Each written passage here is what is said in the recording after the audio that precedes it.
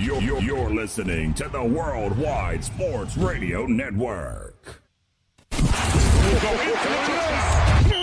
This is the MD's Fantasy Football Show with Dan Mater, giving you the X's and O's of all things fantasy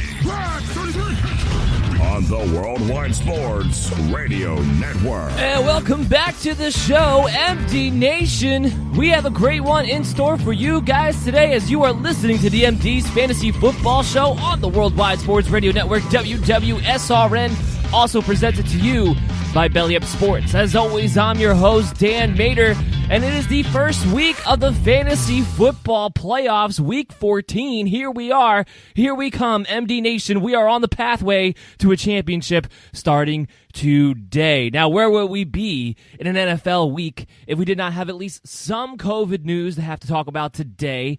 Luckily, compared to the last few weeks, it's a little bit minor, I guess you would say, comparatively speaking. I don't want to make light of any positive tests from anybody, but the Cleveland Browns did have to shut down their facilities today due to a positive COVID test. From what I understand, it is a staff member of I'm sorry, not the Cleveland Browns, Chicago Bears, excuse me. It was the Chicago Bears who had to shut down their facility today.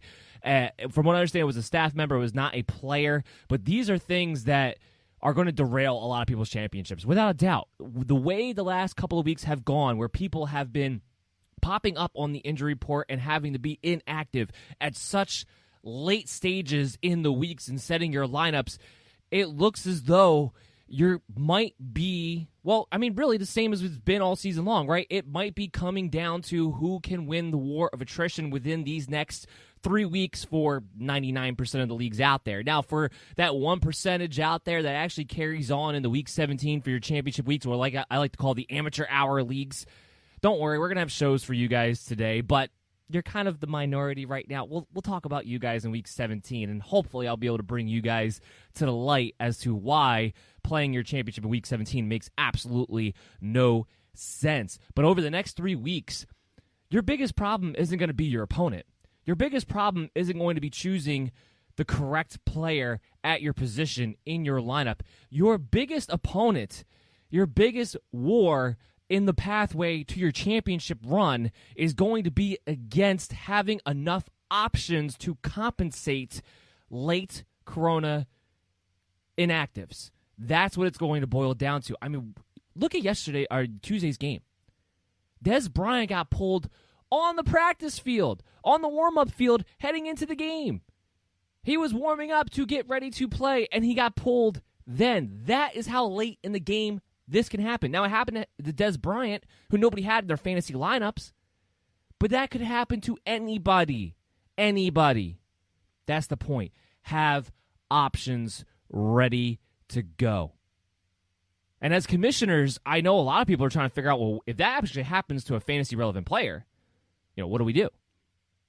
The best solution that I've been able to think of is this, especially now that we're in the fantasy playoffs. You don't really want to mess around. You don't want to have this competition be dealt out by a default guy coming in 0 because he got COVID and pulled off the field at the very last second. Have a system where somebody in a message board or whatever the case may be, texting the commissioner directly, have a system where they're allowed to have a COVID-ready player, an extra player, if you will, a guy that they can message out to the commissioner and say, hey, if this position becomes available due to COVID reasons, this is the player to automatically sub in. And do it before games kick off, so that way there's no cheating involved, there's none of that, and if they don't get it in before the game kicks off, before the player would traditionally lock in, then it doesn't count. But if you get him in before, let's say the 1 o'clock kickoff on Sunday and say, hey, I want Giovanni Bernard to be my extra COVID player in case Jonathan Taylor, for instance, gets pulled off the field at the last second. Some kind of system like that in place. So that way it can stay fair. And as a fantasy owner, as a fantasy player, your job in this situation is to make sure that you have enough possibilities, enough options. That's what you have to do. So that's my advice to you commissioners out there as we head into these fantasy football playoffs with the COVID issues ramping up. This isn't going to get better. This is only going to get worse. We are right in the thick of the second wave. More NFL players are testing positive now than they did at any point in the season. You have to be prepared for these situations. So there's a lot more guys who you wouldn't necessarily look at as waiver pickups or guys that you want to have in your roster heading into your playoffs that you might want to look at because you want to have as many valuable options as possible. Because, I mean, this is kind of a pivot from what I talked about on Tuesday, which is the general advice when you're going into your fantasy football playoffs is that you want to solidify and simplify your roster. And usually speaking, what you mean by that is you want to handcuff all your top running backs. You want to have one or two backup wide receiver options for your starting wide receivers who have good matchups over the next 3 weeks, or at least overall speaking. You want these things in place. You want maybe two defenses. You want maybe two quarterbacks if you've been streaming all year because you don't want to have to fight on the waiver wire to get that guy. You want to simplify and solidify what your starting lineup is going to be over the next 3 weeks. Generally speaking, that is the fantasy playoff advice that you should be abiding by. But because it's 2020, because it's a hell of a year, because of COVID, you have to leave the door open for maybe having a couple extra options that you wouldn't normally look to add, even if, ideally speaking, they wouldn't be in your starting lineup. You have to have those guys available to you. And commissioners, you have to be flexible enough to have something in place to help these guys out. So that's my overall fantasy football advice before we actually dive into what this show is actually all about, which is the early Week 14 preview matchups. It's Thursday. This is what we do from 12 to 1:30 on the Worldwide Sports Radio Network on Thursdays. We talk about the early window of games. Thursday night game, early afternoon Sunday games. Tonight, we got the Rams, we got the Patriots. We got Cam Newton versus Jared Goff. We got Damien Harris versus Daryl Henderson and Cam Akers. Because it sounds like Malcolm Brown's not going to play. We're going to talk about that. Can you trust a Patriots wide receiver? What's the ceiling and floor ratio between Robert Woods and Cooper Kupp? All these questions are circling around in your fantasy football lineups. At the end of the day, I don't know if there's a Patriot player that I really want to have to be in a position to play this particular week. I don't know if there is one. Not in a fantasy playoff matchup, not in a situation where I have to win this game or go home. Not in that situation. Damien Harris is the only guy I even have ranked in a position where you would contemplate putting him into your lineup. And that's at RB33 in half-point leagues, meaning I have him as an RB3, so I have him as a potential flex guy that you might consider. That's it. I'm not considering anybody else on New England Patriots side. I'm just not. Unfortunately, you have the Rams defense, which is a legit defense. They're for real. They're a top-notch squad, and they're playing like it right now, and they're leaning on that defense to win games. This isn't going to be the Chargers from last week where the Patriots could get away with having almost zero offensive production outside of a couple of Cam touchdowns, because that's what it was. He only had 69 yards passing. Damien Harris wasn't much of a factor. He had an okay game, not a great game. Jacoby Myers wasn't a thing. N'Keal Harry, Damiere Byrd, They don't have good matchups against the Rams this week. It's not going to be the situation where their special teams can take over the game. This is a better coached team in the Rams than it is the Chargers. So at best, Damien Harris offers you a floor, but because of Cam Newton, that touchdown to make a ceiling option isn't there. It's just not there. That's the problem. So I don't know if there's a single Patriot player I want to play in your fantasy playoffs, if I can at all help it. Now, for the Rams, it's a little different scenario. We'll start off with the wide receivers, because that's the most clear-cut thing of all. I am still playing Robert Woods and Cooper Kupp as wide receiver twos. The volume has been there as of late. No, neither one of them are having huge games. The ceilings do not seem to reach the sky the way that they once did, especially last year, especially with Cooper Kupp, who just hasn't scored touchdowns this season. Something very unlike him. But I still have Cooper Kupp at the wide receiver 22. I still have Robert Woods at wide receiver 16 for the week. I still have him as solid wide receiver 2s. Now, here's what I will say. While I have Kupp ranked a little bit lower, he may have the bigger ceiling because he may have the bigger mismatch. I would imagine Stephon Gilmore will be on Robert Woods more so than Cooper Kupp.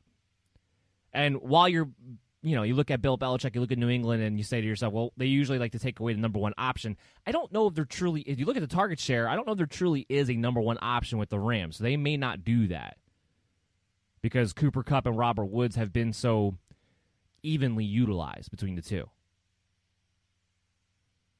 But I think Kupp has the bigger mismatch away from Stephon Gilmore. But this Patriots defense, up until last week, has been a defense that you really haven't been afraid of this season.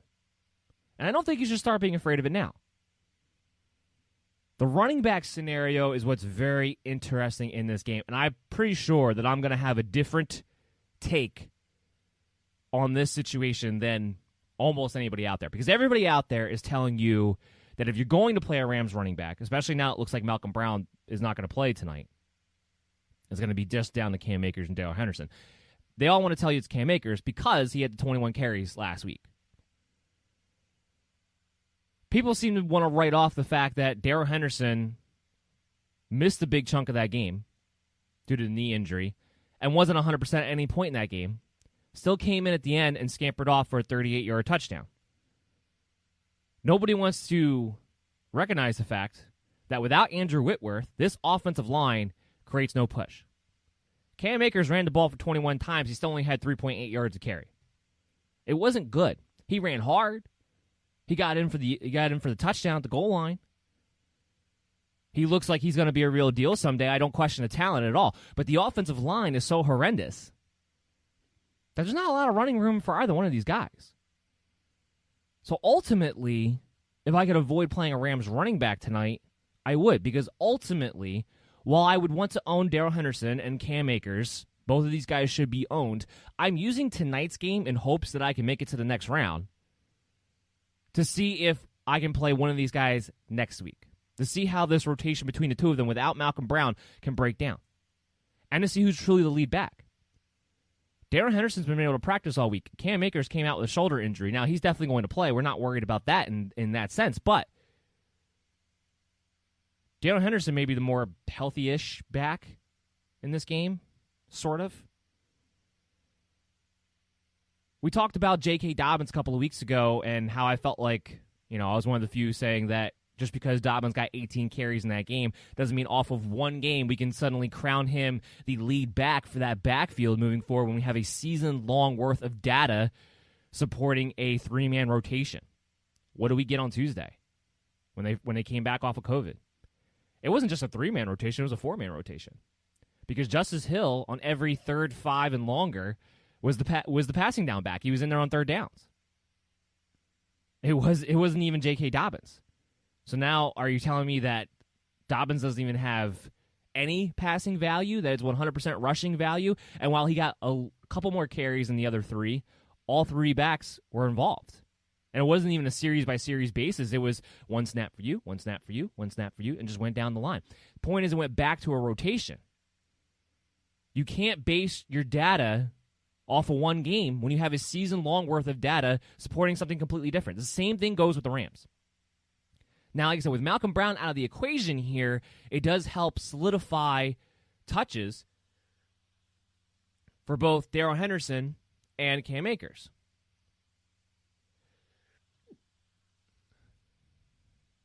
So therefore, you have a little bit higher of a floor for both of these guys. Now, that's the question. Which is, I'm glad Malcolm Brown is out, because now here's the time, this is the game where we are finally going to be able to figure out which one of these guys is it really. Is it the injury? Because Daryl Henderson started that game. Was it the injury that let Cam Akers take over? Or are they starting to get Cam Akers to take over as they get closer and closer to the playoffs as the bigger back, as the more powerful back heading into December and January? It's a question that we don't really have the answer to until we actually get to see it. So that's why I preferably would not play a Rams running back tonight. I would like to let that work itself out if I have other options. If I'm choosing between the two, I'm still choosing Daryl Henderson. There has not been a game yet this season, or at least since the beginning of the year when Henderson first became the quote-unquote starter, that he has not started, including last week. If he doesn't get a knee injury, Cam Akers doesn't get 21 touches. Don't overreact to one game. We talk about that a lot too. Don't overreact to one game. Jared Goff himself, of him and Cam Newton, obviously Goff is the one I would rather play. I have him at quarterback 16. You should have a better option for your playoff matchups than a Jared Goff this particular week. He has been playing a little bit better as of late, but this isn't a game I'm looking at as, oh yeah, this is where you enter top 12 potential by any stretch of the means. And being that we no longer have teams on bye, and as far as the quarterback position goes, there aren't too many injuries that you have guys that you were actually depending upon. I think you should be able to have a better option than a Jared Goff. So let's talk about the next game. Let's talk about our first Sunday matchup. Houston Texans and the Chicago Bears. And we'll start on the Texans side of the ball as they are the away team. Deshaun Watson. I know the Chicago Bears have been a little bit of a leaky sieve the last couple of weeks. Against Detroit, against Green Bay. They haven't looked like the Chicago Bears defense that we saw for most of the seasons at this point. They're getting healthier. And this is in Chicago. It's in the Windy City. Texans just came off of a hard loss to a division rival. If Deshaun Watson helped you get to the playoffs, you're not going to move off of Deshaun Watson. But I also do not have Deshaun Watson in my top 12 this week. I don't. He's number 14 for me. Now, again, if you have had Deshaun Watson, you've rid him there, I would be hard-pressed to say to not play him. Because he could use his legs. He can make things happen. He could still get you inside the top 10. We're not disputing that. This is a matchup where I expect the Chicago Bears defense to bounce back, not playing a divisional opponent, being back at home. They are better than what they've shown the past couple of weeks. The offensive line for the Houston Texans is terrible. They don't have a lot of weapons. I know Kiki Kute just had a great game. And while he's definitely somebody that I felt like you should pick up because they play the Colts next week mostly, see him do it again against their slot receiver because that slot receiver is the one you attack against the Colts. It wasn't for this game. Brandon Cooks taking over the Will Fuller role, which is not the role that I think he plays best in. I do have him at wide receiver 24 because he's guaranteed a slate of targets his way. And after watching Marvin Jones have a good game, it gives you some hope that Brandon Cooks, as long as he doesn't have another head injury during the game, might be able to give you a decent return. But it's not a matchup I'm looking to target. Let's talk about that for a quick second, by the way. How did Brandon Cooks get back in that game? I don't know how this guy, he was clearly knocked out for half a second. He went limp on the hit. How did he clear concussion protocol? A guy who has a concussion history. And honestly, I was half expecting the one Wednesday, the practice report, to hear that he got entered into concussion protocol after the fact. He didn't. So it looks like he's going to be good to go. That was crazy to me. And I'm sorry, I don't have him as wide receiver 24. I have him wide receiver 34. I have him as a wide receiver 3.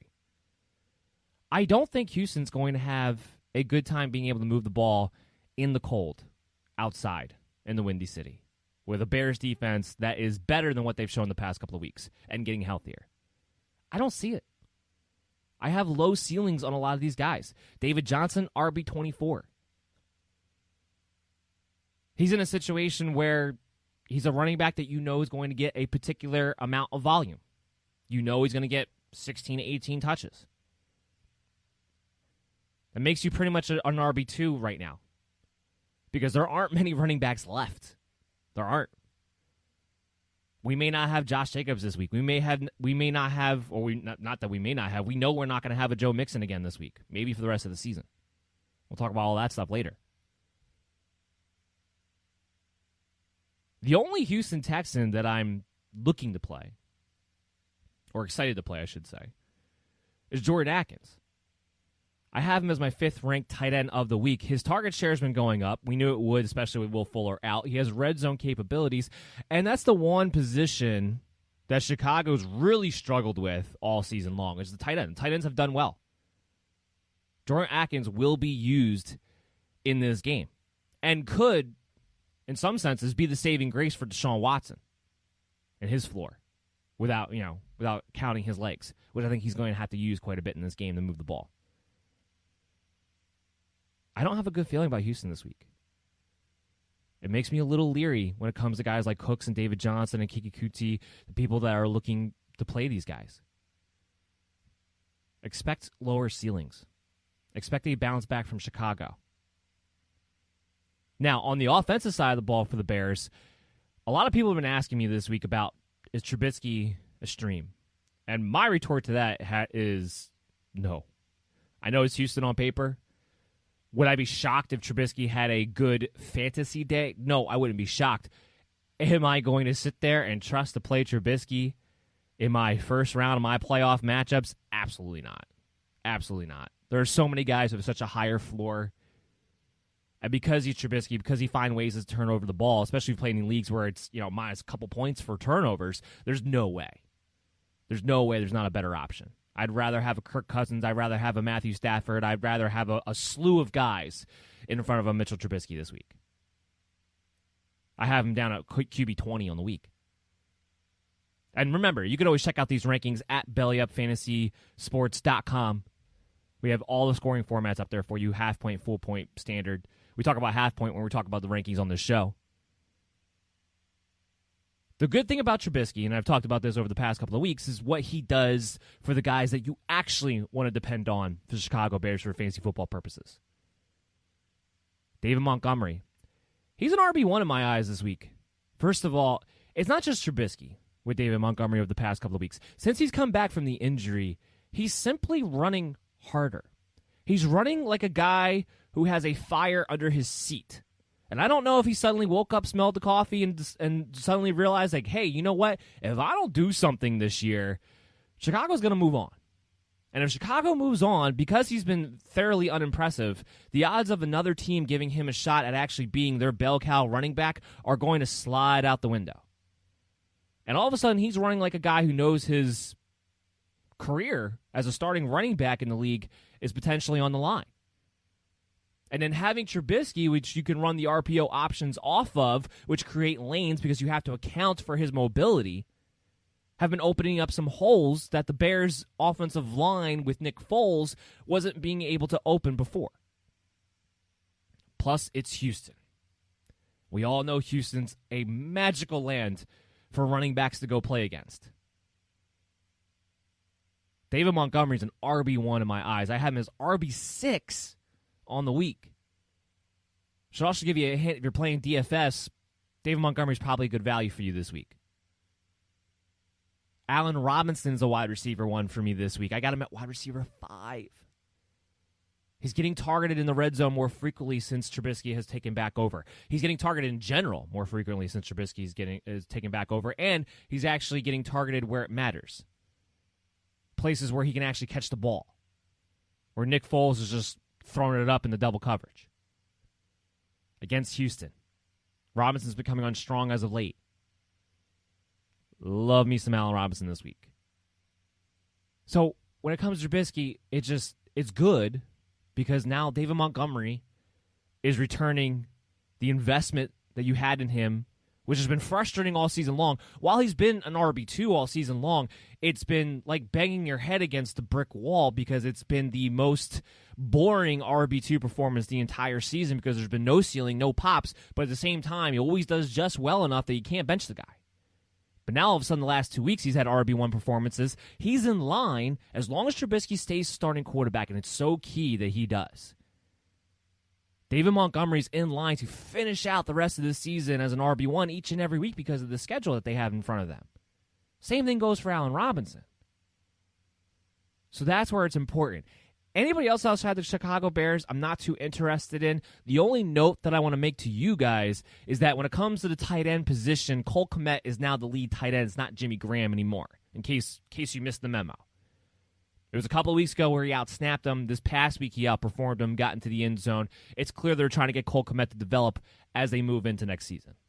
So just a quick tidbit there. I do not have Mccoy ranked in tight end streaming territory this week. But just an idea there because I know Jimmy Graham is somebody who's been on people's rosters here and there throughout the year. So just know that he's not the starting tight end for this team anymore. Let's move into the Dallas-Cincinnati game. And we'll start off with Cincinnati because we'll just talk about the Joe Mixon thing real quick. I really hope you guys out there in MD Nation heeded my advice when it was week 12, when we were at the trade deadlines, and I said to you, this injury smells a lot like what happened with A.J. Green last year, where they never wound up bringing A.J. Green back. And with Joe Mixon, they have a more long-term investment in the guy to be their franchise running back moving forward, which put, extra salt in the wound, I guess you could say, the fantasy owners about him actually being able to return. This was the week. They put him on the IR. The report was going on the IR that once he was done with the IR, he was expected to be fully healed enough where they would want to bring him back and that he wanted to come back. It was this week or never. It was week 14 or forget it for the rest of the season. Zach Taylor comes out on a Wednesday and rules out Joe Mixon. Doesn't even leave it up for discussion.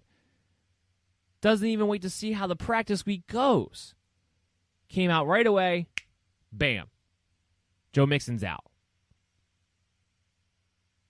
All that indicates to me is there's no way Joe Mixon's coming back. Why would he come back with 3 games left in the season? Because now the soonest he can come back is next week. Why would he come back with 3 games left in the season with the state that this team is in? The only chance that I was hoping maybe fantasy owners out there of Joe Mixon had was that Zach Taylor is rumored and probably true in position that he needs to coach for his job. And he needs to make something look good offensively to make the argument that he should still be the coach with Joe Burrow and Joe Mixon and T. Higgins and Tyler Boyd moving forward into next season. He's on the hot seat. That was the only thing that I think gave any Joe Mixon owners hope that maybe if Joe Mixon was up to it, that they would bring him back to try to get something going offensively. You are not going to bring back Joe Mixon week 15 against the Pittsburgh Steelers in a lost season. You're not going to do it. You're not going to bring him back this year, period. Now, if he's sitting there on your IR, and he's not hurting anything, then leave him there. But if you play in a league that doesn't have an IR, and he's been sitting on your bench, he's taking up a roster spot, and you need a roster spot right now, don't be afraid to drop him, because he's not coming back.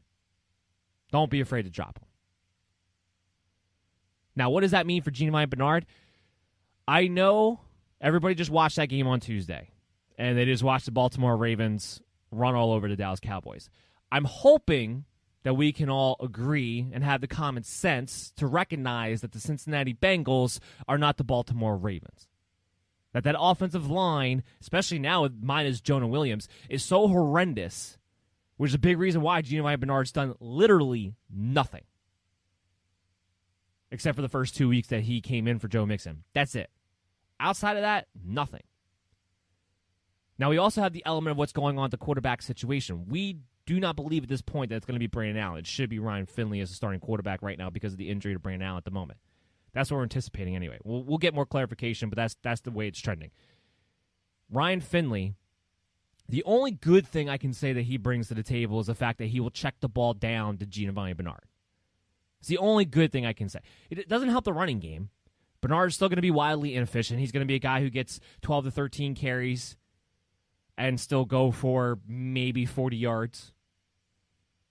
But he hasn't been involved in the passing game, and that's what's been killing him since he's been coming in for Joe Mixon. That's what you were depending on. You were depending on him to be involved at least in the passing game, which is his best skill set as a running back, frankly, is what gave him a floor. And then if he scores a touchdown on top of it, you're actually looking at a pretty good day. That's why a lot of people still have Giovanni Bernard ranked as their RB2. I do not. He's my RB34. He's a flex option in my eyes. Because that offensive line has been so bad. They can't move the ball against anybody. And unless Ryan Finley comes out, and I do think this might be a possibility, it's my one caveat to this ranking. If Ryan Finley comes out and throws the ball 5 to 7 times at Giovanni Bernard because he's a check down type of quarterback, then Bernard might have more of a floor this week than he's had over the past few. But either way, you don't have a ceiling here. And are you really going to take the chance on a guy that you're hoping maybe has more of a floor this week because there might be more extra targets heading his way? I know on paper it's a great matchup for the running back. But the Cincinnati Bengals aren't like the rest of the league right now. So Bernard, to me, is a floor flex play if you just... He's a good COVID option. Let's put it that way. He's a good COVID option. Not an option I actually want to ride and die with in my playoff matchups, if I can at all help it. It's the only caveat I have is he might have more of a floor because Ryan Finley checks the ball down more. As far as the receivers go, Tyler Boyd, T. Higgins, they're low-end wide receiver threes in my eyes.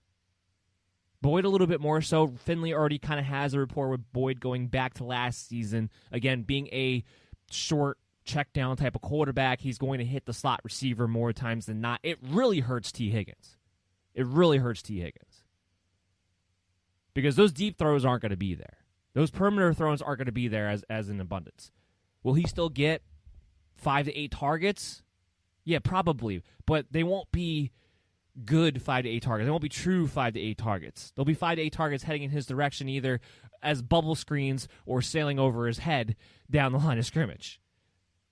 It's not going to be they're wide receiver threes at best. I know T. Higgins is probably a big reason why a lot of people in the playoffs are going to be hard to move off of him, especially when you got the Dallas Cowboys, which is a good matchup. Lower your expectations on that ceiling, though.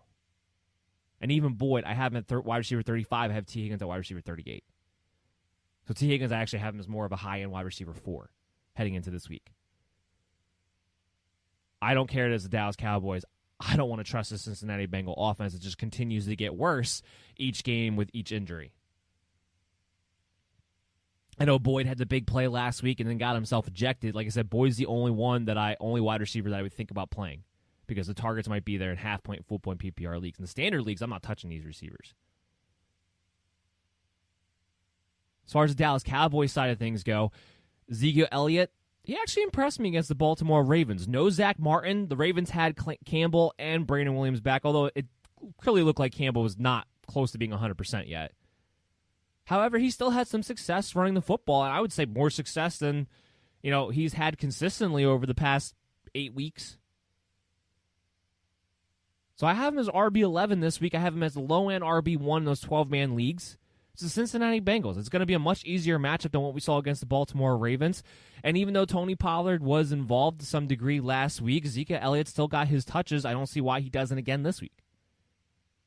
So I actually have some confidence with this matchup for Ezekiel Elliott to be able to perform as at least a low-end RB1 for you. So that should give you guys some hope, some silver lining on a guy that's been widely disappointing as your top first-round pick, if you've been able to make it this far with him. Amari Cooper, still going to be my highest-ranked wide receiver, even though it was Michael Gallup who actually saw the most targets last week. Gallup will still be my odd man out at the end of the day. It just hasn't been consistent enough. I don't think you're going to play him in your playoffs. But I do have Amari Cooper at wide receiver 18. It's a good matchup. I think you're going to see the Dallas offense, who, in all honesty, played pretty well considering what they've been, not having Zach Martin, against a Baltimore Ravens defense that was getting mostly healthy and fired up after the crazy week that they had. And had Lamar Jackson back. And defense who got run over for 300 yards rushing. I thought the offense of the Dallas Cowboys actually played pretty well. I thought Andy Dalton definitely looks a lot more comfortable over the past couple of weeks than we saw earlier on when he took over for Dak Prescott. He definitely looks like he's much more comfortable back there. Now, he himself, I'm not streaming him this week, but it does open up the door for, like I said, Amari Cooper to be a wide receiver too, and then also CeeDee Lamb coming in for the first time in a while for me, back into the wide receiver 3 range, where I would feel okay about playing him this week. So I actually have it's a good situation. And I don't have crazy ceilings. I'm not going to have high expectations for these guys, but are they going to be solid pieces in your roster line, in your roster construction, in your lineups this week for your playoffs? Yeah, 100% they definitely can be. And that's the beauty of the Cincinnati Bengals. Let's move into our next matchup. Actually, before we do that, we actually need to take a quick break. We'll come back on the other side. We still have a lot more games to preview, and we have a mailbag segment for you guys at the end of the show today. So everybody, please, just stay tuned right after this. It's the Worldwide Sports Radio Network. You're listening to the MD's Fantasy Football Show on the Worldwide Sports Radio Network. And welcome back, MD Nation. We are talking about the early Week 14 matchup previews, the first week of your fantasy football playoffs on the Worldwide Sports Radio Network with the MD's Fantasy Football Show presented to you by Belly Up Sports. As always, I'm your host, Dan Mader. We have a lot more games to get to in a mailbag segment for you guys at the end. Remember, if you ever want to get on the mailbag segment or if you just need help with your roster lineups, and this is the time that you need it, we are here for you. Just hit us up at BellyUpMDFF Show on Twitter and on Facebook, and keep those notification alerts up to date on Twitter because we have those player news update notifications coming out to you 24/7. We make sure that you guys have the edge over your opponents on your pathway to a championship. And we're continuing now on with the Kansas City Chiefs and the Miami Dolphins. This is going to have, heavy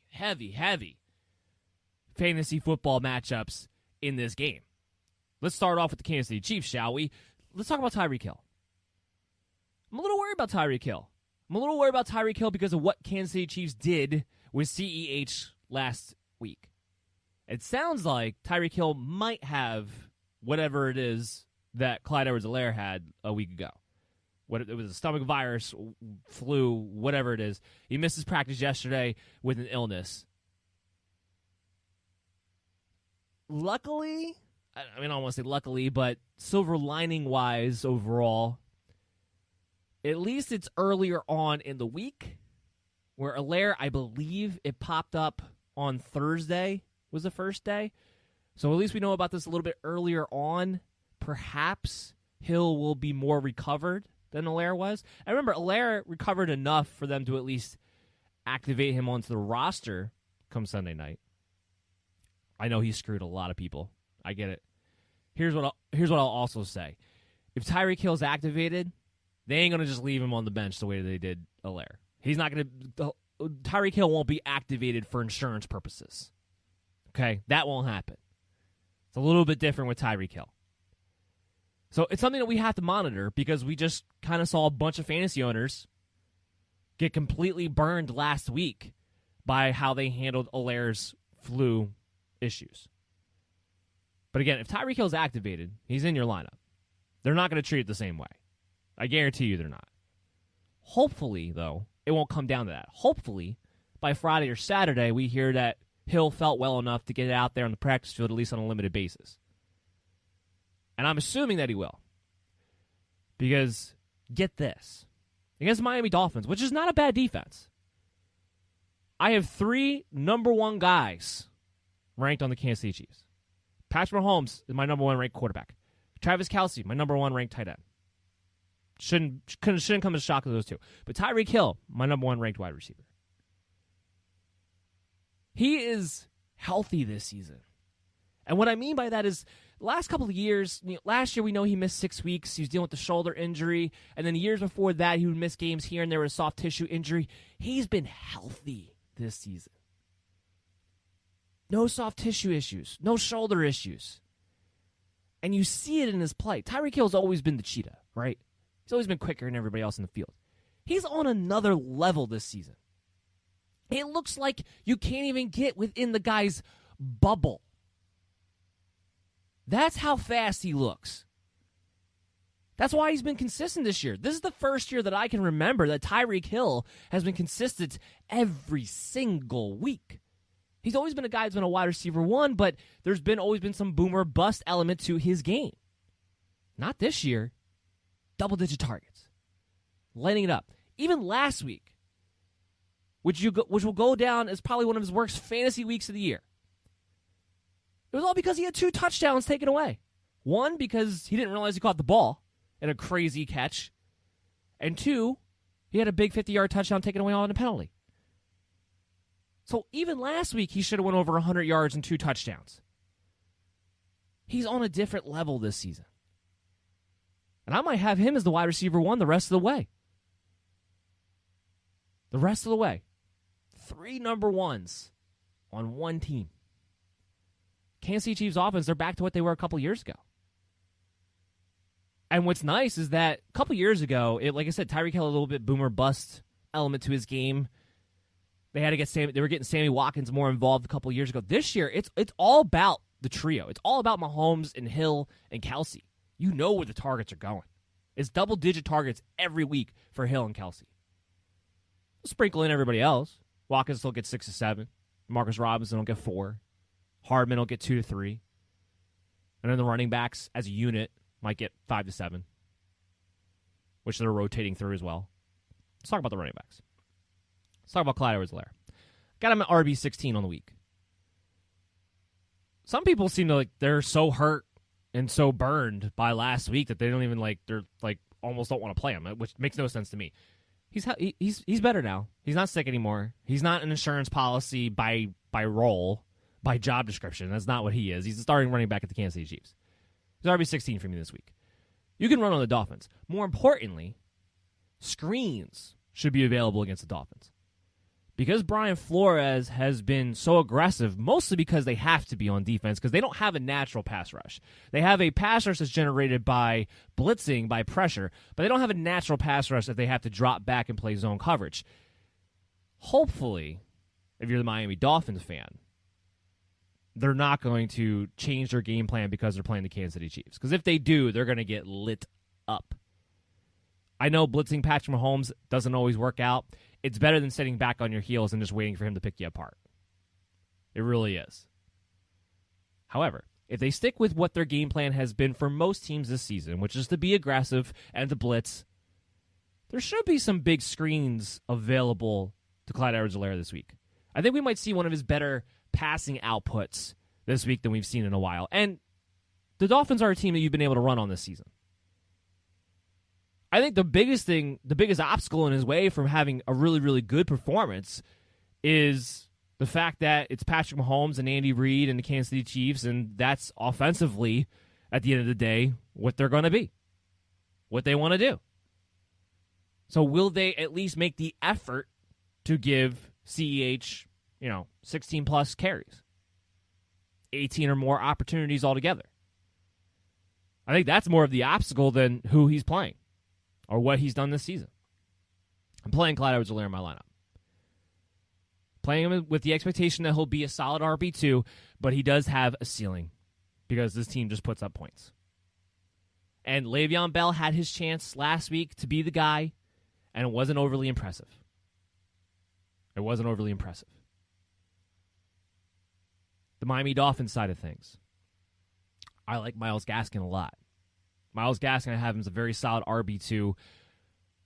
He's a guy from what it looks like right now, I don't know that Ahmed is going to be able to come back this week like we thought he was going to be. He still has not been cleared to practice with that shoulder injury for medical reasons. So I don't know if he comes back this week. I expect Myles Gaskin to again be the bell cow back, and more importantly against the Kansas City Chiefs because of what he's able to do in the passing game. He's going to have a great floor. He should have a good game because he's game script proof. Even if they get blown out by 3 touchdowns in the first half, then they're just going to be dumping it off to Myles Gaskin, especially with Tua Tagovailoa as the quarterback. That's the other thing.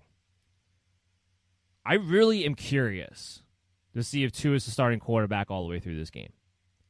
They were willing to pull him a couple of weeks ago for Ryan Fitzpatrick in the fourth quarter. If he's playing game management style, if they don't have a conversation with him before this game starts to say, hey, go be aggressive. Go get the job done. Because if he plays this game manager style that they've been having him play since he's been the starting quarterback, they don't have a prayer against Kansas City Chiefs. You got to be willing to throw the ball down the field. You got to be willing to hit your perimeters. You got to be willing to give them chances to make plays. You got to be willing to put up points. Your defense is not going to be able to keep you in this game. It's not going to happen. So I almost question whether or not Tua plays the entire game. Devante Parker is my wide receiver 30. He's a wide receiver 3. Because assuming Tua Tagovailoa does play the entire game, we know that he doesn't give Parker the same opportunities that Ryan Fitzpatrick does. And while on paper, Parker winds up being the most targeted guy, it's usually in the red zone, not a lot between the 20s because Tua's not looking to push the ball down too much. And Kansas City's pretty good against perimeter wide receivers. Or at least good enough in this situation that you have to lower your expectations for a ceiling. Now, if Ryan Fitzpatrick were to take over in the second half, and if I could 100% predict that and know that, I would change my tune. Devante Parker would become a wide receiver too. Because I know in that situation, come hell or high water, Fitzpatrick's going to throw the ball up to Parker. But while I have my suspicions that might happen, I'm not going to project that to happen. Can't. So Parker comes in as a wide receiver 3. He's a worthy flex play. There is a ceiling here because of the potential game script, because of the volume that might need to be had in the passing game, because the Dolphins are not going to be able to play conservative this entire game. But I haven't liked what I saw with Tua on the field between those two and what his fantasy value is as a result of that. It's too touchdown dependent. Mike Gesicki, when you're looking at tight ends, you're looking at the potential game script here, and you're looking at the fact that tight ends have been a mismatch for Kansas City for the most part this season. Mike Gesicki comes in at tight end 13 for us. He had a nice week last week. It was the first really good week he's had in a while, though. But with no Preston Williams again, the targets are still going to be mostly divided up between Parker and Gesicki. We'll have a little Grant here and there, but nothing fantasy worthy of. The way he's played as of late, you put him at the tight end 13. He's a streaming option to go with. And I would say he has a decent ceiling in this game because of the expected game script. Because of the fact the Dolphins are going to have to put up points. And if Tua is not going to attack the perimeter, well, that means he's going to throw it over the middle of the field. And that should be Mike Gesicki territory. It's no secret that I'm not a big fan of the guy, the player. But when you're in a situation that you should be looking at 8 to 10 targets potentially in this game, the way it sets up, for a tight end, makes you a hell of a value. But that's it. I'm not looking at anything else from the Miami Dolphins. So let's move on. Let's talk about the Arizona Cardinals and the New York Giants in this game. Can the New York Giants pull off another upset against an NFC West opponent who's supposed to be superior? Can they do it again? Can their defense play the way it played against Seattle, against Arizona? I think the answer to the question is yes, they can. I don't know if they will. Start with the Arizona side of the ball from a fantasy perspective. Kyler Murray is my QB7. Maybe this is the week that his shoulder finally rebounds and he's able to throw the ball down the field with some confidence. We haven't seen it yet. It took a pissed off, fired up, in his butt, Deandre Hopkins last week to finally get him to target him the ball. Deandre Hopkins went silent on us for a few weeks there, and it's all because Kyler Murray's shoulder, and he wasn't looking to push the ball down the field, and he suddenly wasn't targeting Deandre Hopkins at anywhere near the clip that he should be. DeAndre Hopkins got pissed off last week. What happened? Oh, Hopkins finished the game with 13 targets all of a sudden in a good game. Shouldn't take that for one of the best wide receivers in the league to finally get featured again. And while James Bradbury has done an admirable job on some wide receiver ones this year, I still don't look at him as an elite corner. He's having a great year. There's no doubt about that. I don't want to take anything away from James Bradbury because he has been playing really, really well. I am not fearful for DeAndre Hopkins because of James Bradbury, though. Again, this is another instance where I think the biggest obstacle for this player when it comes to fantasy football purposes is his own team and his own quarterback. After last week, it's hard for me to imagine that there's not going to be an added emphasis on the idea that DeAndre Hopkins is going to get targeted double-digit times. Having said that, I still question how deep down the field they can be. Even last week, you take the 13 targets. Still only an average depth of target of about 8 yards or so. Kyler Murray's still not looking to sling it down the field. His shoulder's still obviously bothering him. Like I said, I don't know if this is the week where he finally recovers and feels better. It's an AC joint sprain, usually about 3 to 4 weeks. Now, that's with rest, though, and he hasn't really been resting it, so maybe it lingers a little bit longer. We'll see. I just got some news now. I'm not going to hit the breaking news sounder, but I do feel like I need to mention this before we continue on with the Arizona Cardinals conversation. The news coming out right now is that Dez Bryant had a false positive. Let's let's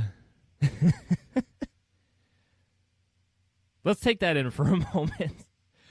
let's just talk about that for a split second. It's not really fantasy relevant, but it's just something that, with the way that all went down, Dez Bryant looking forward to being out there against his former team as a Baltimore Raven on Tuesday, gets pulled out minutes before the game starts as he's warming up on the field because he was told he had an inconclusive test and then a test that tested positive, and now he finds out. And let's not even get to that. Let's tweet out the fact that he said, I can't handle it, tweets out that he's going to quit. We all kind of figured it's more about emotion than anything else, but now we're going to find out that he had a false positive after all. I just feel bad for the guy. I really do. I just feel bad for the guy. It's something I just felt like we needed to mention before we moved on here. Now, actually, I do have some news that we do need to hit the breaking news sounder on because this is very fantasy relevant. Breaking news. Christian McCaffrey is not practicing. He tweaked his quad last week. He was limited yesterday with a thigh issue. Matt Rule made a note that it tightened up on him during practice yesterday. As of right now this is the media portion of the practice. We're early on the practice, so it doesn't mean he won't practice at all. But as of right now, he's not out there. He's not practicing. So we haven't gotten to that game yet, but a guy who's highly anticipated to come back this week is not practicing on a Thursday with an injury that sounds like may have had a setback yesterday. That means he'll very much be questionable to actually make his return again week 14. Have Mike Davis on the ready, because this might change in a heartbeat. We'll talk about that game in a little bit more. And one last thing, because we talked about it earlier on in the show, the Bears have gotten a green light to go ahead and practice today. So that's some good news there for the Bears. All right, so let's get back to the Arizona Cardinals situation. Ultimately, I have DeAndre Hopkins ranked at wide receiver 13 because I still question his ceiling, because I still question whether or not Kyler Murray is healthy enough to throw the ball down the field right now. Although I do think the double-digit targets will be there after last week and how that all went down. I do think there's going to be an emphasis to make sure Hopkins is getting the ball one way or another, and I don't really care about the James Bradbury one-on-one shadow matchup. That's not going to be the obstacle in my way, but as a DeAndre Hopkins owner. Outside of that, Kenyon Drake, running back 18 for me this week. Good chance for a touchdown. I know the Giants have been pretty stingy, especially up the middle against running backs as of late. But again, he's been a little bit more involved in the passing game, again, due to Kyler Murray's injury to some degree. He also hasn't been running, Kyler Murray, that is, as much. So it's been also leading to these RPOs being handed off more and more to Kenyon Drake rather than Kyler Murray kind of ripping it out from under him and taking it away. I know he only had 10 carries last week. Did come away with a touchdown. I'd be hard-pressed to find 24 running backs that are better than Kenyon Drake, though, which is why he comes in at running back 18 for me, which is why he's a running back 2. I think you still got to play him. You still got to play him. And you just hope he gets in the end zone, which he's been doing a little bit better of lately, because, again, Kyler Murray hasn't been running as much lately since he sustained the shoulder injury. He's been kind of playing a conservative with his body. And it's led to a big fantasy effect on everything else, because now Drake and Hopkins and Murray are the only fantasy-relevant players in my mind. Before, we were having an instance where Christian Kirk was becoming a wide receiver 3 with a huge ceiling. Now, I don't think you can play him. I don't think you can play him until you know Murray's 100%. Let's talk about the Giants side of the ball. Daniel Jones was able to come back on a limited capacity yesterday at practice. We're still waiting to hear what the practice report's going to be today. We'll have that out for you at BellyUpMDFF Show on Twitter. Right now, I have Colt McCoy ranked as the starting quarterback. Now, whoever the quarterback is for the Giants, it doesn't matter. You're not streaming them anyway. It affects what the wide receivers can and can't do, though. If Daniel Jones is in the game, then all of a sudden there's going to be more throws down the field. Darius Slayton might actually get involved. Sterling Shepard might get targeted, 2 yards more past line of scrimmage, or at least more than twice. Last week he had, one catch for 22 yards? The passing game in general will take a little bit of a step up if Daniel Jones is at the starting quarterback position. With Colt McCoy, we know what we're going to get. We're going to get check down city. We're going to get a heavy emphasis on the running game. And you have to limit the ceiling expectations for an Evan Ingram, who's been a guy that has kind of worked his way back into that 12-ish area as a tight end because of the volume that he's been seeing. And you know Goldman's going to get checked down out of the backfield. And you know Sterling Shepard, more times than not at least, or theoretically, I guess you could say, should be the number one wide receiver. So that's how it affects things. The only person who doesn't get affected in my mind, one way or another, is Wayne Gallman. I know Devonta Freeman is working his way back soon. Whether or not that'll be this week, we'll see. Either way, with the way Gallman's played, I can't see how he loses the starting running back job for the rest of the season, regardless of Freeman's availability. I can't see how. The guy's played great. He's been tremendous in every single game. He's either scored or going on over 100 yards. And while it's not a great matchup on paper against the Arizona Cardinals, this is the big factor as to why Wayne Gallman's been doing so well over the past probably over a little over a month now. That young offensive line that was struggling early on in the year because they had no training camp, they had no offseason program, they're a young offensive line again, but I never questioned the talent that they have. The talent was there. They spent a lot of high draft picks on this offensive line. The talent's been there. It was going to be a matter of putting it together, and if they could. They're putting it together lately. You're seeing it on the field. The Giants' offensive line is blowing people off the ball, and it's what's opening up Wayne Gallman to be a consistent RB2 performer week in and week out. And while the Cardinals are not a great matchup on paper, it's not like it's the Tampa Bay run defense or the Saints run defense or the Ravens run defense where I'm going to sit there and be like, I have to knock you down a peg. No. Is it the Cincinnati Bengals? Is it the Seattle Seahawks? No. But it's not much better. The offensive line is playing really impressive to me, especially when it comes to run blocking over the past month or so. I feel pretty good about Wayne Gallman and his RB2 opportunities this game. In fact, he's the only fantasy relevant player on this team that I feel really good about. Everybody else, I'm going to see if I have a better option to go with. So now we can get into the Minnesota game and we can talk about the Tampa Bay Buccaneer game. Here's the interesting note about the Tampa Bay Buccaneers, and I've talked about this in the show over the past couple of weeks. They have not been playing to their true nature when it comes to their defense. They haven't been. Todd Bowles, by nature, is a man-to-man cover, aggressive, exotic blitzing guy on a over 50% basis. They haven't played like that over the past 3 games, I believe now. I don't know why, but they went to this soft zone coverage where they don't blitz a lot. They don't play as much man-to-man. And they've been torched as a result in the secondary. Carlton Davis is a man-to-man corner. Now, I know he got beat up bad against Tyreek Hill, but we're gonna crumple that up and throw that away as one of those just crazy outlier things. He's a man-to-man corner. He's a physical corner. He wants to beat you up at the line of scrimmage. Devin White, Levante David, that defensive line, you're set up to be aggressive. You're set up to play behind the line of scrimmage. I truly believe that coming out of the bye week, we're going to see Tampa Bay's defense adjust their mindset back to what we saw earlier on in the season, which is when we thought you couldn't do anything against Tampa Bay's defense. We thought you couldn't pass the ball or run the ball. Now, you still haven't been able to run the ball. You haven't.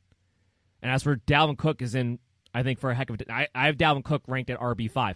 Now, the amazing thing about Dalvin Cook is that ranking Dalvin Cook as the 5th running back overall this week is ranking Dalvin Cook at his floor. I mean, it's like, oh, you're Tampa Bay, you're going to have a floor game. But your floor is still RB5. That's just how crazy amazing that this guy is and how much he's involved in the game. And Alexander Mattison is going to be out again. He's going to be out again with his illness. A appendectomy, I believe it is. He'll be out with that. So the idea, again, of, let's get Dalvin Cook some rest, again, is going to go by the wayside after having 38 touches last week with no Alexander Mattison back there. You're going to have the same situation again this week. So you're never going to bench Dalvin Cook, but, is the RB1 ceiling, is that in the cards this week? Probably not. Probably not. So will that lead you to maybe taking more of a chance with a boom or bust type of player at your flex, your wide receiver 3 perhaps? It might. It depends on what your opponent has. Make sure you look at that. What you think your opponent's ceiling to floor ratios are, And if their ceiling just seems a lot higher than yours, especially with Dalvin Cook playing against Tampa Bay, where you can't maybe depend on him being the RB1 of the week, maybe that'll lead you to taking more of a shot on somebody who has a wider range of outcomes in your wide receiver 3 or your flex position. That's why it's always important. People just not to give too much of a tangent here, but when you're talking about fantasy sports, especially fantasy football, and people ask us all the time, like, why do you bother telling us about the elite guys like the Patrick Mahomes, the Derrick Henrys, the Dalvin Cooks, Michael Thomas last year, Devante Adams this year, Tyreek Hill this year? Like, why do you bother telling us that you have them as must plays or as top 5 options? The reason why we tell you from week to week is one, to make note of how good they are, but two, if they're in a tougher matchup where maybe their ceiling is not the number 1 at their position that particular week, if that's maybe not in the range of outcomes because of who they're playing against, where you can actually expect some limitations on these great players, that can dictate how the rest of your lineup sets up. In the areas where you have decisions to make with the flex or the wide receiver 3s or the RB2s, and you're debating between these players who have a good floor to a better ceiling type of performances, depending on how your elite guys stack up this week, what their range of outcomes are, what their matchups are, can kind of dictate maybe what kind of decision you need to make on the rest of your roster construction for that given week. So it affects how you play the game. It affects your fantasy lineup, even when these elite guys are the elite guys and you're going to play them no matter what. It doesn't change whether or not you're going to play them, but it affects your expectations for your lineup overall that particular week, and it may lead to you making a different decision or needing to make a different decision somewhere else in your lineup. That's why it's important. I get asked that question a lot too, especially from beginners who are just trying to, and it's not, it's not to be sarcastic or anything. They're asking to try to understand, why do you guys make a note of this? That's why. It can affect a lot of other things in your lineup. So Dalvin Cook not having necessarily the RB1 being his range of outcomes this week could affect maybe you wanting to take more of a chance on a higher ceiling type of wide receiver 3. That's why we make note of it. I just wanted to bring that up because that's a question I've been asked quite a bit over the past few weeks. As far as this game goes, outside of Dalvin Cook, let's talk about Adam Thielen, let's talk about Justin Jefferson and Kirk Cousins, and then my theory that Tampa Bay is going to bounce back to what we saw earlier on the season and get more aggressive, which I think will lead to better things for the Tampa Bay defense, worse things for the Minnesota Viking offense in this instance. Let's say my theory doesn't come to pass. Let's say they stick to more of what we've seen over the past 3 weeks leading into their bye week, which is more of the softer zone, lean on their defensive line to shut down the running game, and everybody else just try to work on not giving up the big play except for when you play against Tyreek Hill. Let's say that's the defense that we go with, because that's what we've seen more of recently. Well, then Adam Thielen and Justin Jefferson, I think, are going to be great plays. I have Adam Thielen ranked as the wide receiver 6 either way. I have Justin Jefferson as wide receiver 12. So I have them both actually inside the top 12s, making them both wide receiver 1s. The touchdowns have been there. Kirk Cousins has been very good as of late. Tampa Bay's secondary has been torched as of late. Not just against the Kansas City Chiefs either. They have been torched the past couple of weeks leading up into that. The receivers, the quarterbacks have had good games. So all of that's there and opens up. So that's the only reason why I make the note of saying if from a philosophical schematic change comes to what we saw at Tampa Bay earlier in the season in through this bye week, then those expectations that we would have for Adam Thielen and Justin Jefferson and Kirk Cousins to have a really good game this week may not come to pass because we may see a change schematically from what we've seen recently with Tampa Bay. So I just want to make note of that. And I'm getting some notes here. We talk about Tyreek Hill. He is back at practice today. So everybody should take a sigh of relief. He'll be good to go come Sunday. We don't have to worry about this turning into another CEH situation. So that's my only note to make of the Vikings. You're still playing Adam Thielen. You're still playing Justin Jefferson. And Kirk Cousins, I even have his QB 15, so he's arguably in the streaming territory. I would think and would rather have a different quarterback than Kirk Cousins in one quarterback leagues this week, though. But just something I want to make a note of. Now let's flip over to the Tampa Bay side of the ball. Great matchups for everybody involved going up against Minnesota. Tom Brady's a QB 6 for me this week. Mike Evans, wide receiver 14. While it seems like him and Brady throughout these games aren't always on the same page, the one thing that remains constant is that Brady isn't afraid to keep targeting Mike Evans over and over again, and especially in number 2, the red zone, which is the most important part of the field. Mike Evans has been getting touchdowns. He hasn't gotten many yards, but he's getting touchdowns like crazy because Brady's just like, hey, you know what? I'm going to give you every chance available to score. And he has. Chris Godwin's my wide receiver 15. Got the pins taken out of his finger. He's getting healthier and healthier as far as that goes. I think he's still the most dependable wide receiver from a target yards standpoint when it comes to the Tampa Bay Buccaneers operating out of the slot. Antonio Brown's not a play. I don't think that should come as a shock to anybody. I think the real question is the running backs and the tight end situation. Let's talk about Gronk real quick. I don't have Gronk as a streaming tight end right now. Now, is it outside the realm of possibility that Gronk has a good game and a good matchup against Minnesota and scores? No, it's not outside the realm of possibility. But with Antonio Brown, it's been hit or miss. Is it Gronk who's involved in the offense that week, or is it Antonio Brown who's involved in the offense that week as far as the targets go on a consistent basis? That's kind of been the issue. And there's been some tight ends, especially as of late, who've kind of emerged with this expected target share that you can actually sink your teeth into right now, giving a lot of other guys, I believe, higher floors. So that's why I kind of shy away from playing Gronk this week if I can help it at the tight end position. Now let's talk about the running backs. I think there's a real chance here coming out of the bye week that we're going to see Ronald Jones maybe potentially dominate. Now, he'll never dominate when it comes to the passing down work because Leonard Fournette's still just better than he is in that capacity. But it seems as though Bruce Arians and the Tampa Bay Buccaneers have kind of conceded to the idea that right now Ronald Jones is just the more explosive, more physical, the better runner. And I think they've also conceded the idea that they need to get a running game going for Tom Brady to open up the rest of the passing game, to actually have play action, for him to play more natural to Tom Brady. They got to get that running game going. They are a team that wins when they're able to run the ball 18 to 20 times. They lose when they don't. And against the Minnesota Vikings, which is a good matchup here, I think Ronald Jones is actually in store for a good game. And it pains me to say because I'm not a Ronald Jones fan. I'm not. I think he's so inconsistent. I think he's a better runner than he is a running back. And that always bothers me when it comes to NFL players. But for this instance, Ronald Jones is my RB14 this week. So he's a high-end RB2 for me. I think there's a real chance we're going to see him run away with at least the carry workload of this team and see them have a focus coming out of the bye week. I just think you're going to see Tampa Bay go back to the drawing board in a lot of instances. You're going to have a focus coming out of the bye week to get the running game going with Ronald Jones. And I think if anything proved it from a few weeks ago when he had that bad fumble but still wound up with almost a 200-yard game, is that I think Bruce Arians has finally maybe moved on from this idea like, oh, the second you screw up, I'm pulling you out. You're done to me. You're right in the doghouse. The second you drop a pass, the second you fumble, the second you do anything, you're in the doghouse. Because I think the ship has sailed on the idea of trying to get Leonard Fournette, which I think is what the game plan was from the beginning, to have him become the lead guy.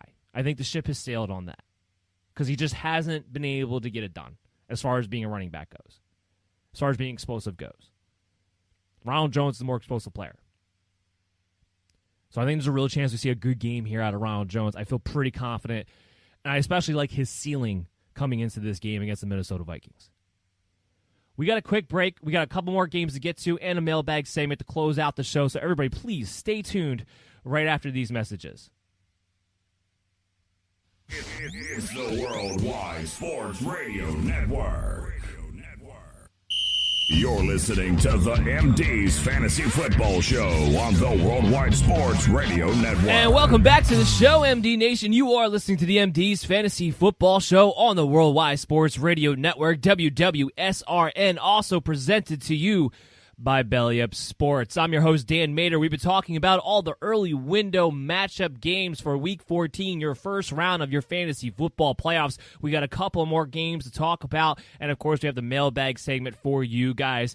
In order to get on the mailbag segment, all you have to do is follow us and comment to us and ask us whatever your fantasy question may be at Belly Up MDFF Show on Twitter and on Facebook, and make sure you have the notifications up on Twitter because we have those player news update notifications coming to you 24/7 all the time.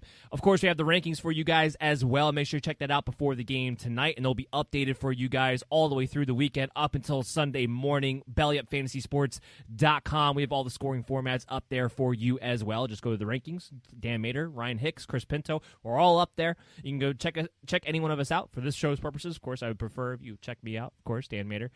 But All great resources, great website, all for your fantasy football purposes, and a lot of gambling content as well. So we're all about trying to make you money here off of sports when it comes to BellyUpFantasySports.com. All right. We got a couple more games to talk about before we get to the mailbag segment and close out today's show. We got the Denver Broncos on tap against the Carolina Panthers.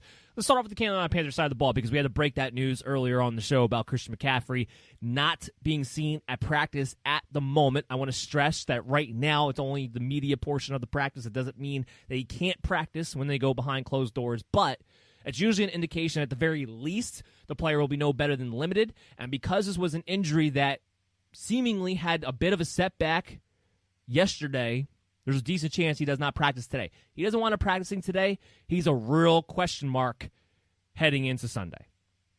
They're going to play safe with Christian McCaffrey. They have all season long. And while this might be devastating because people thought they were for sure going to have Christian McCaffrey off the bye week 14 for the first round of the playoffs, there's a real chance that you guys might have to fire up Mike Davis for another week here. We'll keep our eyes on it. We'll keep you up to date on it. But right now, definitely some heavy question marks coming out of the Christian McCaffrey camp. As far as the rest of the Carolina Panthers, I'll say this. If McCaffrey does play, I had him as RB4 this week because how could you not? Even against the Denver Broncos, the guy's amazing. If he doesn't play, while I don't have these rankings made up right now as if he's not going to be active, Mike Davis would automatically become a low-end RB2. Now, it hasn't been great for Mike Davis over the past few weeks.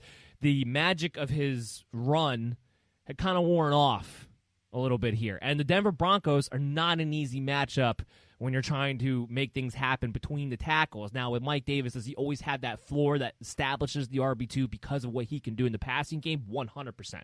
Because he's going to get targeted. The offense is just built around being able to target the running back. But those days of him giving you, near low-end RB1 type performances are behind him. And they're not going to come back in what's not going to be an easy matchup against Denver Broncos here for the running game. He'll still be a must-play if Christian McCaffrey does not go, though. He'll still be an RB2, but just a limited ceiling is all. In other news, when it comes to the Panthers, because they've been dealing with COVID issues, they have injury issues, especially when it comes to the wide receivers. Now, we expect right now that Curtis Samuel will wind up playing this Sunday. He's also on the COVID list, but they were pretty clear and concise about him to kick off that he was a high-risk contact, that he himself did not test positive. Therefore, because it was also on Monday, I believe, is when that came down, he'll have 5 days to clear, so he can clear and still get a day or two of practice in before Sunday. We expect Curtis Samuel to be available for this game. DJ Moore, however, I have real questions about.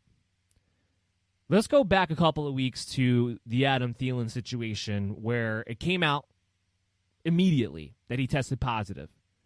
And then the next day he tested negative. And then we didn't hear anything official about it for the rest of the week, and he wound up not playing that week. Keep in mind, the NFL has made this rule that teams do not have to inform if a player, in fact, has tested positive for COVID. They don't have to inform. They have to say they're on the COVID reserve list, but they don't have to tell anybody that he's, in fact, tested positive for COVID-19. I think that's what happened with Adam Thielen.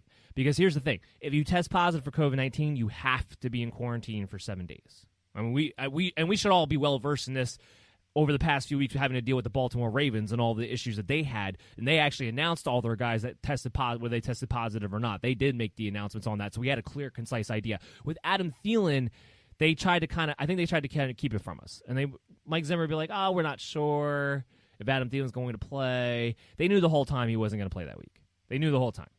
And I think it's because they wound up being a positive test that third test around. Like I said, I can't know that for sure, but there's reading the tea leaves. Reading the tea leaves, this DJ Moore situation feels very similar to what we went through a couple of weeks ago with Adam Thielen, which is why I bring that up. He went on the COVID-19 reserve list. The only difference is we didn't actually get a clarification right away that DJ Moore had a positive test. But, and here's where you got to read between the lines, they came out and said right away that Curtis Samuel was a high-risk contact. They did no such thing for DJ Moore. They didn't say he tested positive, but they also did not say that he was a high-risk guy. It leads me to believe he tested positive, which would mean he has zero chance to play this week. Now, with DJ Moore, it's not the only issue he was dealing with. He also had an ankle issue. that luckily did not wind up being as severe as it looked like it could have been when it happened on the field. But ultimately, I would move into this game with the idea that you're not going to have DJ Moore available. Ultimately, that's how I would look at it. Now, let's look at this game through that concept with the fantasy football perspective. If there's no DJ Moore, that means more targets for Robbie Anderson. You have to throw the ball, I believe, consistently against the Denver Broncos to move the ball consistently. Anderson's been good all year anyway. I have Robbie Anderson as a low-end wide receiver 1 this week against the Denver Broncos, especially if there's no DJ Moore, because he's going to look at double-digit targets. He's going to be solid. I think they're going to take some shots to him, and Curtis Samuel will be a guy who will be a low-end wide receiver 3 in my mind, especially if there's no DJ Moore, because he'll be leaned on more heavily in the offensive game as well. But I like Robbie Anderson a lot this week, especially if there's no DJ Moore. On the Denver Broncos side of things, I like Melvin Gordon. This is a good matchup against Carolina Panthers. They've had issues against running backs so far. Gordon's running really hard as of late. He's running like a guy who knows that his job, at least at one point, was on the line. Now, Phillip Lindsay's kind of cooled off over the past few weeks, even though there's still touches between the two of them. Last week was almost a 50-50 split as far as the carries go. The difference will always be that Melvin Gordon will always be more involved in the passing game than Phillip Lindsay will be. But Gordon's been running really well as of late. This is a good match against Carolina Panthers. I got him as RB12. I got him as a low-end RB1, high-end RB2 because of how he's been able to run lately, because of the fact that he's going to get 5 targets in this game minimum in the passing game. Because Drew Lock is back there and their offense, while Drew Lock's not good, at least with Drew Lock back there, their offense has a chance to move the ball. I have him as an RB12. I have him as a must-play for you guys this week. I think he's going to give you a solid output. As far as the wide receivers go, Tim Patrick's the only Denver Bronco wide receiver I really want to play. He's the only guy who has the 100-yard potential and the touchdown potential to go with it. I know Jerry Jeudy, with the exception of last week, has been pretty solid. But Drew Lock is just, it comes down to Drew Lock. I don't trust him as a quarterback. I don't trust him to get these guys involved the way they need to be involved. And ultimately, that's what it boils down to. So Tim Patrick's the only wide receiver, and I have him at wide receiver 25 this week, that I want to look to play. I love Jerry Jeudy. I like KJ Hamler. But Tim Patrick in the Cortland Sutton role is the only dependable role when it comes to Drew Lock as the quarterback. And Carolina's been pretty decent against wide receivers this year as well. Let's not forget that. Noah Fant, tight end 12. It hasn't been pretty. He hasn't had those big explosive games, but he's getting the targets. He's still a mismatch. He's still a low-end tight end 1. I think you still got to play him in this one. Carolina's been actually pretty decent against the tight ends too, so just not a high ceiling there, but I don't know how many better options you're really going to have available to you. Let's talk about our last game for the early window matchup, and this one's going to be pretty straightforward. It's Tennessee Titans and the Jacksonville Jaguars. Fire up every single fantasy-relevant player for the Tennessee Titans. That includes if he plays Jonnu Smith. Now, he's questionable. We don't have Jonnu Smith ranked because when this week started off, it sounded a lot more towards Jonnu missing one more week. But he actually practiced in a limited capacity on Wednesday. So that does open up the door for him to come back. We'll update the rankings as we move forward. If Jonnu Smith plays, he will be a top 12 tight end for us this week. He will be. You can play anybody against the Jacksonville Jaguars. Anybody and everybody has the potential to score against the Jacksonville Jaguars. Ryan Tannehill's QB4 for me this week. I've been preaching this for the past few weeks now. Ryan Tannehill in the playoff matchups, because of the way these games break down, because of the way he's starting to play a little bit better, he's about to catch fire. He's going to be a top 6 quarterback, I believe, the rest of the way. If not inside the top 5, I have him as QB4 this week against the Jacksonville Jaguars. Derrick Henry, should be no surprise, is my RB1. A.J. Brown, wide receiver 17. Corey Davis, wide receiver 21. You play every single Tennessee Titan fantasy-relevant player that you can possibly play in this match against the Jacksonville Jaguars. And I'll take it a step further. You play every single Tennessee Titan fantasy-relevant player you could possibly play for the rest of the playoffs because of the matchups that they have. Period. So that's straightforward. Jacksonville Jaguars side of things, James Robinson, my RB2. I have my RB1 and my RB2 in this matchup. Tennessee's is terrible against the running backs. Absolutely terrible. James Robinson's been great. Doesn't matter what's going on offensively for the Jaguars, he finds a way. James Robinson, my RB2 for the week. The only other guy I'm looking at is DJ Chark. I know Colin Johnson's come on strong as of late. You know, we got a mixture of Laviska Shenault on a crazy touchdown last week. DJ Chark's still wide receiver 40 for me, so he's still more of a high-end wide receiver 4. I still believe with Mike Glennon taking shots down the field the way that he is, it still opens up the door for a DJ Chark to hit big at some point. This is a good match against Tennessee. Remember I was talking about you find yourself in situations like if you have a Dalvin Cook and you might want to take more of a chance on your wide receiver 3, more of a chance on your flex play to get more of a ceiling play. DJ Chark would be the guy that I would have in consideration if he's on your team. A guy like that where floor-wise, I know it's low, and maybe typically I wouldn't want to play you, but if I feel like I have a limited ceiling in other places that I've depended upon this season, I'm okay taking the shot on a player like him. On a guy who should get the majority of the targets for his team, has a good matchup, and has big play capability. I'm good with taking the shot on a player like that. That's going to wrap it up for the early matchup games that we have for you guys on tap from our fantasy perspectives. Quickly here, we only have a few minutes. I'm not even going to go through the live read because we don't have time. Let's jump right into the mailbag segment. Now, first question up, I have Buck. He asked me, one flex, Ronald Jones, Amari Cooper, or J.D. McKissick in a half-point PPR league. Hands down, should be no surprise after what we just talked about. It's Ronald Jones for me. I think he's going to have a great game against Minnesota here. I think he's got a great chance at 18 to 20 carries. I think there's going to be a focus to get the running game going for the Tampa Bay Buccaneers in this great matchup. And while they're all solid plays in their own right, Ronald Jones has just as much of a floor as those other two players do and way higher of a ceiling. So Buck, hands down, Ronald Jones is going to be my flex play this week out of that group of 3. Next up, JF, he asked me, Eric Ebron or Robert Tanyan. Now, I have Eric Ebron ranked inside the top 3 this week, I believe. Target share has been there. It's just high volume right now for that Pittsburgh Steelers passing attack, including for Eric Ebron. Had he been able to just hold on to a couple of drops that he had, he would have had a huge game last week against the Washington football team. Eric Ebron, while Robert Tanyan has been solid, Eric Ebron just has a higher floor on a week-to-week basis and just as good of a ceiling as a Robert Tanyan is. There's no way Eric Ebron is not an automatic play for me right now at the tight end position. And last but not least, we have Anthony. What's a better playoff stash, Brandon Ayuk or T.Y. Hilton?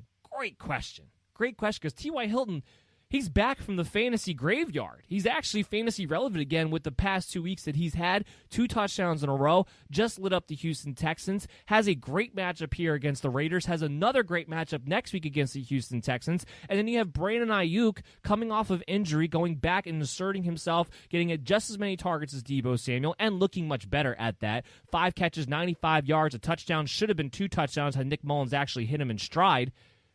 These guys are playing really well as of late. The 49ers want to take more deep shots to Brandon Ayuk. Ultimately, because of the schedule, I have to say T.Y. Hilton is the better stash for the rest of the playoffs because he's got the Raiders this week, because he's got Houston again next week, when we all know what he does to Houston throughout his entire career. I mean, Ayuk's playing Washington this week, I believe Arizona next week.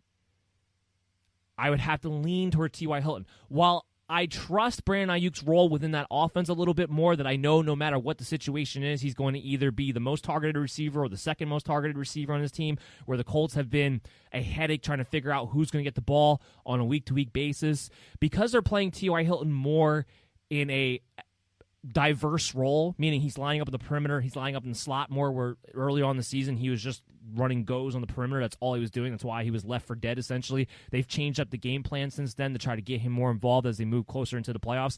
T.Y. Hilton, with these matchups and his new role that I expect to continue, I don't see why I wouldn't, because it's been effective for them. The Colts have won since switching to this. I would go with T.Y. Hilton. He just has a higher ceiling. He has more of a chance to be that elite type of give back with these matchups and his new role. That with Brandon Ayuk is going to be that guy who's battling back and forth. Are you a wide receiver 3 given the matchup, or are you a wide receiver 2? And with the 49ers, are they going to run the ball successfully that game, or they're going to have to lean on Brandon Ayuk or Deebo Samuel? So there's a lot of question marks there, too. I lean towards T.Y. Hilton. Both are really good stashes, but that's the way I would lean towards right now, Hilton coming back from the fantasy graveyard. That's going to wrap it up for the show today. I hope you guys all enjoyed it. We'll be back tomorrow, same time, same place, 12 to 1:30 on the Worldwide Sports Radio Network, WWSRN, presented to you by Belly Up Sports. Follow us on social media at Belly Up MDFM Show on Twitter and on Facebook. Check out our rankings on Belly DailyFantasySports.com. We'll see you guys again tomorrow. Good luck in your matchups today on the first game of your fantasy football playoffs, and we'll talk about the rest of the late window matchups, the late Sunday afternoon games, the Sunday night game, and the Monday night game heading into next week in tomorrow's show with another mailbag segment for you guys. So make sure you tune back in to the Worldwide Sports Radio Network for that. Everyone stay safe, be happy, and have fun in tonight's matchup.